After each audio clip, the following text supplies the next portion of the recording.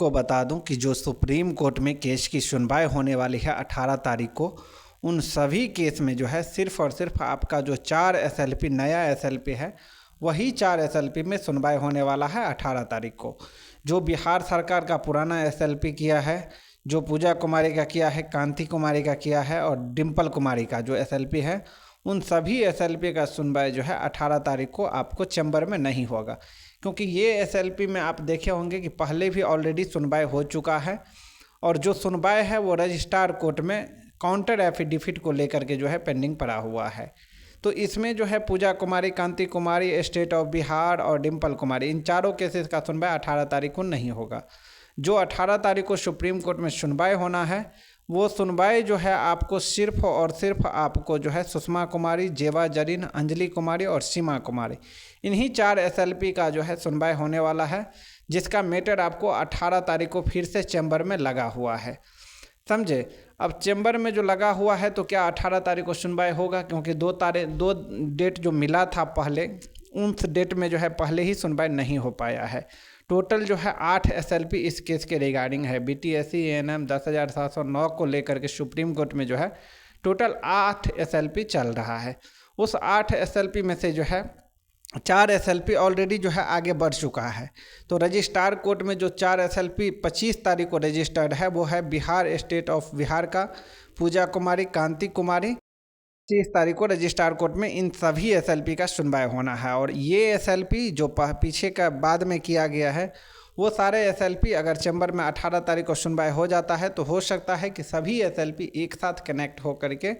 आपको 18 तारीख वाला जो सुनवाई होगा उसके बाद फाइनली जो है 25 तारीख को सारा एसएलपी एक साथ कनेक्ट हो जाएगा। क्योंकि देखिए जजमेंट जो आने वाला है, वो जजमेंट जो है सिर्फ और सिर्फ आपका जो भी एसएलपी हुआ है उन सारे एसएलपी का सुनवाई होने के बाद ही जो है फाइनल जजमेंट आएगा। जैसे कि उम्मीद किया जा रहा था पहले कि नवंबर से दिसंबर के बीच जजमेंट आ जाएगा सुप्रीम कोर्ट के, लेकिन अभी के स्थिति के हिसाब से जो स्थिति अभी केस में बना हुआ है उसको देखते हुए अभी आपको लग नहीं रहा है कि फाइनल जो है दिसंबर में भी ये केस होगा। तो हो सकता है कि आपको ये केस जो है आगे जा सकता है,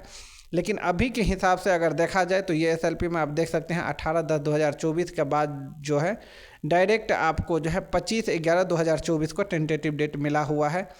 तो 25 तारीख को हो सकता है ये सभी एसएलपी के सुनवाई रजिस्ट्रार कोर्ट में हो, और रजिस्ट्रार कोर्ट में जब सारा एसएलपी का सुनवाई होगा तो फाइनली यहाँ से आपका केस जो है मूव करेगा जज साहब के बेंच में। माननीय जज साहब फिर से इस केस को जो है देखेंगे और देखने के बाद में जो भी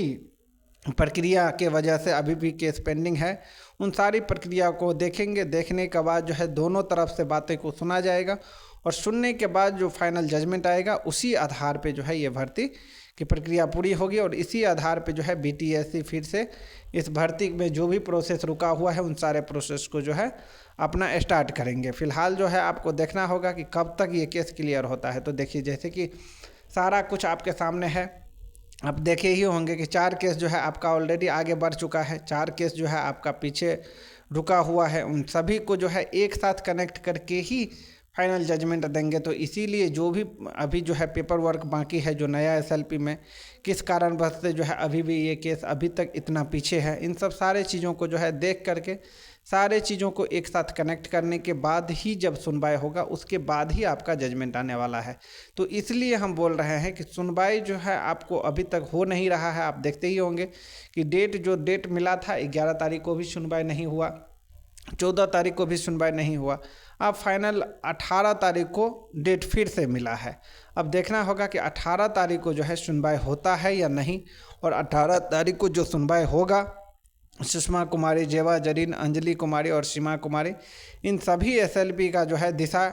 किधर मूव करता है, क्या ये सभी एसएलपी जो है एक साथ कनेक्ट होता है या नहीं होता है, इन सब सारे चीज़ों को जो है देखना पड़ेगा आगे चल के। और उसके बाद जब सुनवाई होगा तो सुनवाई में जो है दोनों के तरफ से एडवोकेट जो है अपना अपना पक्ष रखेंगे। अभी जो 18 तारीख को सुनवाई होने वाला है वो आप सबको पता होगा कि ये जो सुनवाई है वो सिर्फ और सिर्फ पेपर वर्क के लिए, जो पेपर वर्क पेंडिंग है जिसको नोटिस नहीं जारी करना है, यही सब मैटर को लेकर के जो है आपको चैम्बर में जो मैटर लगता है उन चैम्बर में मैटर को सॉल्व किया जाता है। तो इसीलिए ये 18 तारीख का जो सुनवाई है वो इन सभी केस को जो है मूव करके एक साथ कनेक्ट करने में मदद करेंगे। और फाइनल जो आपका सुनवाई होगा वो फाइनल सुनवाई जो है 25 तारीख को ही होगा। फाइनल देखिए, एक चीज़ ये भी आपको ध्यान में रखना होगा, अगर 25 तारीख को हम लोगों का सारा SLP मूव कर जाता है जज साहब के बेंच में, तब तो आप मान के चलिए कि जनवरी तक जो है इसका जजमेंट आ जाना चाहिए। अगर 25 तारीख को भी ये केस हम लोगों का मूव नहीं करता है मैन जज साहब के बेंच में, और 25 तारीख को बाद फिर से अगर रजिस्ट्रार कोर्ट में केस लगता है, तब जाके प्रॉब्लम होगा। वैसे जो पिछले बार का जजमेंट आप देखे होंगे तो जजमेंट में क्लियरली कहा गया था कि अब जो भी लोग यहाँ पे पिटिशनर हो या रिस्पोंडेंट हो, जो लोग भी अगर इसके वजह से काउंटर एफिडेविट के वजह से किसी के वजह से जो है केस अगर रुका हुआ है, तो उनको फिर से जो है मौका नहीं दिया जाएगा और केस जो है आपको मेन बेंच के लिए जो है ट्रांसफ़र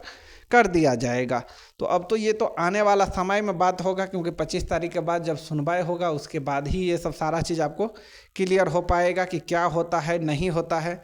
समझे कि नहीं। जो सर्विस मैटर है वो आपको 18 तारीख को क्लियर हो जाएगा।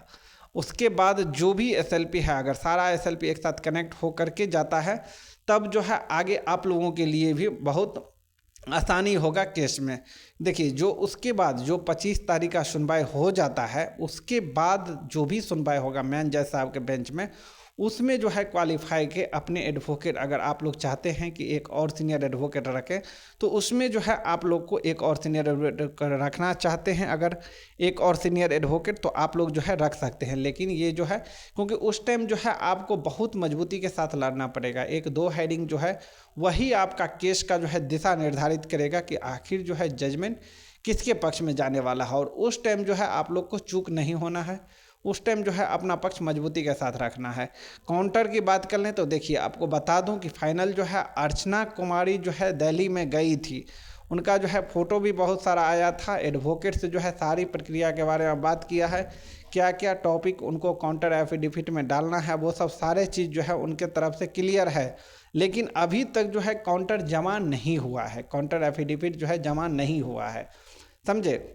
तो जब तक इनके तरफ से काउंटर एफिडेविट नहीं जमा होता है, तब तक जो है फिर से रजिस्ट्रार कोर्ट में सुनवाई होने में जो है प्रॉब्लम हो सकता है। तो इसीलिए उम्मीद जताया जा रहा है कि 20 से पहले, क्योंकि देखिए एडवोकेट के पास वो अर्चना खुद पहुंच चुकी है, सारा चीज़ एडवोकेट को बता दिए हैं, क्या क्या चीज़ मेंशन करना है नहीं मेंशन करना है। तो जो काउंटर में मेंशन करना है उसकी प्रक्रिया में जो है 1 से 2 दिन का समय जो है एडवोकेट के पास भी लगता है। तो हो सकता है कि आपका जो भी काउंटर एफिडेविट की वजह से आप लोगों का केस रुका हुआ था, वो अब रुकेगा नहीं, क्योंकि 20 से पहले उम्मीद यही जताया जा रहा है कि 20 से पहले उनके तरफ से काउंटर फाइल हो जाएगा और सुनवाई जो है आपको 25 तारीख को 100% होगा और सारा चीज़ क्लियर हो जाएगा।